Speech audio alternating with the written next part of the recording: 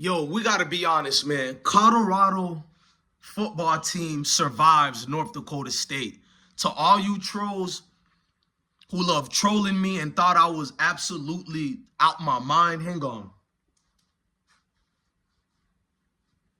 I told every single one of y'all it might be an upset. Go watch my video. I did a video 4 or 3 days ago, and it said upset alert. There are people who don't watch football and think they know more than us over here. They told me, oh, you don't know about football, you're tripping, bro. North Dakota State had the likes of Carson Wentz to the NFL, Trey Lance to the NFL. I forgot the other guy they had who got signed to the NFL. Now they got potentially another NFL quarterback at the helm. North Dakota State was never Ducks. Now, let's not sugarcoat it. Congratulations to Colorado for winning. The offensive team has been much improved. And yes, this is busted lip during the game I was watching. Don't worry about it, but let's keep going. Shedeur Sanders is a top 5 NFL draft pick next year. Well, this season coming up. I sound crazy. Well, this draft coming up. There you go. Travis Hunter, he's probably the number 1 pick. I'm not scared to say that. He's probably the number 1 pick. This man saved that god-awful defense Colorado brought out there. We're going to talk about that trash defense Deion Sanders put on the field because I'm going to hold him accountable. We can't sugarcoat it. We're going to talk about the fake football fans, too, who tried to leave the field early when there was 4 minutes left in the game after North Dakota scored. Deion Sanders caters to these fake fans too much instead of us who's in the trenches losing sponsorships and all so we can ride for them. But let me keep going. Travis Hunter, I've seen a skill level that you can't teach, bro. He's an NFL player. And Shedeur Sanders, he never panicked. His defense failed him time and time again. He never panicked. That's a general. That's Tom Brady type of magic, bro. Staying in the pocket and hanging in there even last minute as you're going through all your progressions and then you finally throw it. Because they love saying black quarterbacks always go through their first read too quick and that's it, they let it go. No, he's always progressing and waiting and looking at all his reads to see which one is the best one, bro. That's the example of a pro-ready quarterback. He is. I don't care about the personal reasons of why you hate him and his skin color and he's cocky, he's confident. Seems to be always a problem with black people being confident, but if it's a different person, it's passion. But let's keep going. Shedeur dismiss anything you clowns got to say because it's not about you racist clowns. It's about professionals who know they see a professional quarterback. They're the only ones who count for Shedeur. Those scouts who was at the game in droves and they were drooling at Shedeur and Travis Hunter. And Jimmy Horn Jr. is going to be playing on Sundays. He's a good I'm going to say he's a 3rd to 4th round pick, which is good for his level and where he came in transferring at Colorado. He is going to be playing on Sundays and he is going to make the cut after the final cuts are made or whatever. He will be playing on Sundays. What I've seen in that offensive line, you got Seaton and all these other dogs in the offensive line, vast improvement. Man, they improved, bro. They held the line. Shedeur had like 56 to 59 sacks last year. He led the BCS in sacks. They barely touched him this year, bro. Barely, bro. And I got to fall back, though. I don't believe in the season. I believe in Deion. I believe in the team. I believe in the players. But after looking at that defense, if it's not fixed, I don't believe they can win more than 5 games this year. I believe the offense by themselves, they're going to win at least 4 to 5 games by themselves with no help from the defense. But because the defense is so god-awful, bro, Shiloh Sanders, we can't just, bro, I love the Sanders family and I love Colorado football team, but people are not going to go to this, you feel me, platform if all we have are bandwagon people who are biased, who can never criticize who they follow. Shiloh Sanders played a horrible game. He's a 5th-year senior. He came from South Carolina State, transferred to Jackson State, then transferred to Colorado. He should have enough experience to call out the plays on the field. I've seen a lot of times he looked like the lost deer with headlights on him, bro. He didn't know where he was. Today was not, something definitely happened. Shiloh is usually the dog in the defense. Their defense was trash last year too, but Shiloh was a breath of fresh air last year at least. This year, I don't see it, bro. This year, I'm seeing a lot of Man, the hiccups are nasty work, bro. The hiccups have now shown me that the defense didn't really. The only improvements I give the defense that they did have was during the second half of these games, because the defense somewhat stepped up, late in the second half.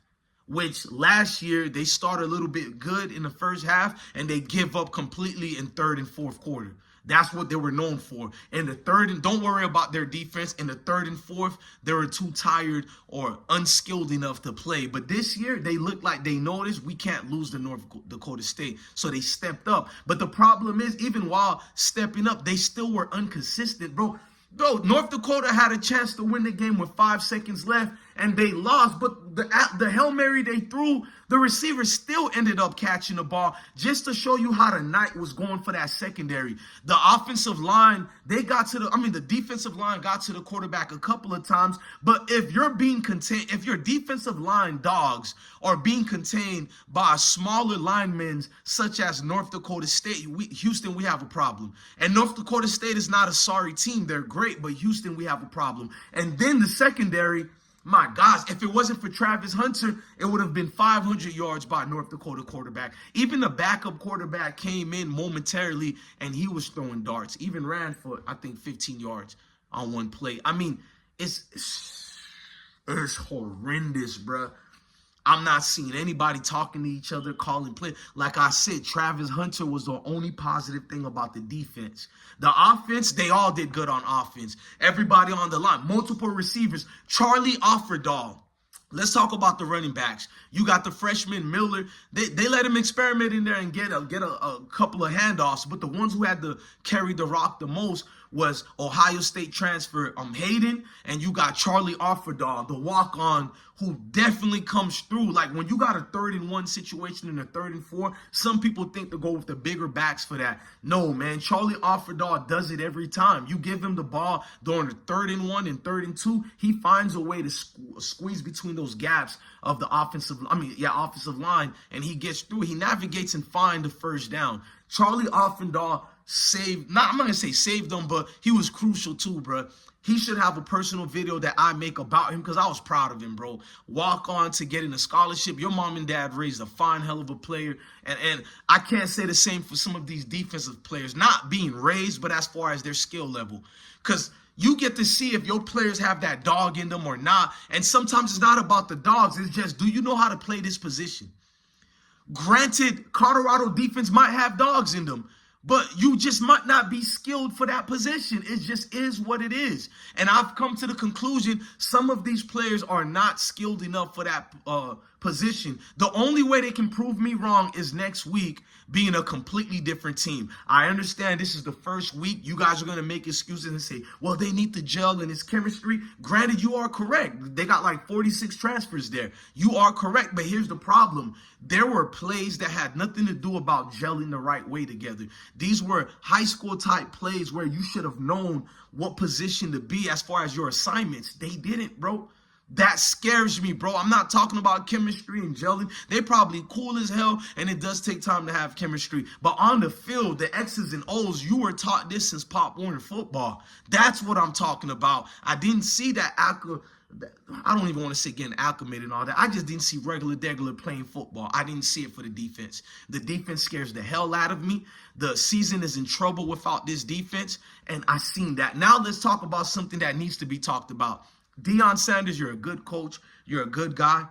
There are platforms like me, John the Liquidator, and other people who love what you do, bro.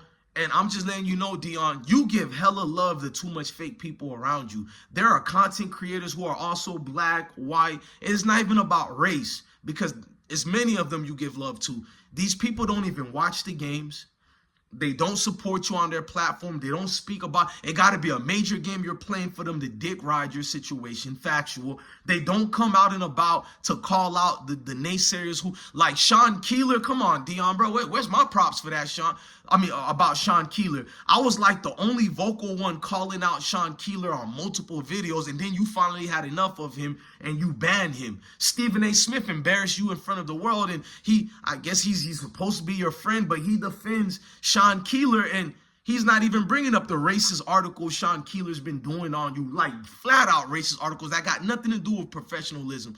And yet, you'll go around these celebrities, these failed rappers, these failed actors. And I hate when I see that, because they were the same ones last year you brought around. And even Cameron admitted some of these people, when they seen y'all were losing to Colorado State, they already left. Shout out to Cameron for keeping. Cameron still stayed loyal, but he said a lot of people were feeling like, damn, this is going to be embarrassing. And some of them did leave. I still see you supporting some of these people, Deion. It's like our greatest people always love the bourgeoisies. You got to come down to the level of the peasants, Deion. You from the mud like us, man, and we love you. No matter what you do or how much you don't pay attention to us, we still going to support you. That's how loyal we are, bro.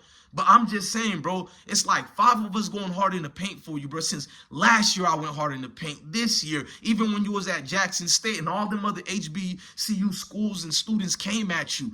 And it's like even your son Bucky with Well Off Media, I'm promoting his music video that people don't even like, because I just want to promote the family. And it's like, damn, bro, I'm tired of seeing your Instagram and seeing these fake people who don't support. They don't even know the names of the players. They don't even know the names of your kids, man. They see you primetime. You're the great Deion Sanders. You don't need to keep catering to people who don't really want good for you. They just want to see what you can do for them. And that's the truth. If I get around Deion Sanders, I'll be seen more as a black brother. I'll be seen more as cool. And that's why they get around you.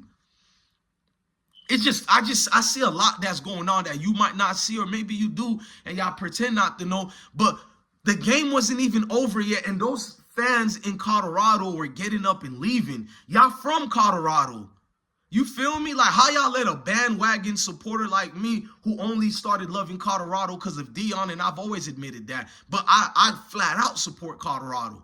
2 years strong now, and it's never lowered or anything like that, and it's going to stay that way. But then people who actually live in Colorado were leaving the stadium.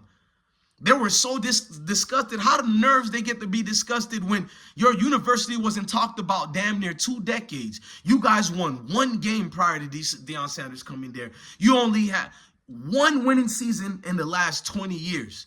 The nerve of you guys to get up and leave your seats because North Dakota just scored another touchdown and it was almost 3 minutes left. So in your minds, game over, and you were that disgusted you had to leave. And that's what I mean. Deion, you got to look at them dogs in the trenches for you, bro, because it's going to be one of them years. We're going to get to see who's real, who supports, and who don't. We seen it last year, but clearly you and your people don't see it. I see it. I got love for you. I don't sugarcoat anything. If a nigga wants me to be their friend so I could be a groupie for them, be a cheerleader for them, I'm not no goddamn cheerleader. I'm not no groupie. I tell you what it is and I say what it does. That means it's deeper than football. It's bigger than football. You feel me? Shout out to the Prime staff members as well, SAP, all of them, the offensive coordinator for sure. I think that's Pat Schumer. Shout out to everybody in the program. But that defense, I'm not going to lie, I can't say shout out to you guys. You guys scare me, man. My level is going to come down a little bit more, and I'm going to be more respectful. But I am respectful. I'm being respectfully truthful. That's what it is. I've never disrespected you guys, but you guys played a horrible game. Tighten up and fix the X and O's problems that you guys need to fix. You failed to get acclimated to North Dakota's up-tempo pro-style passing. It's not going to work on other Power 5 and Power 6 teams. Love your family. Love your kids. Stay blessed.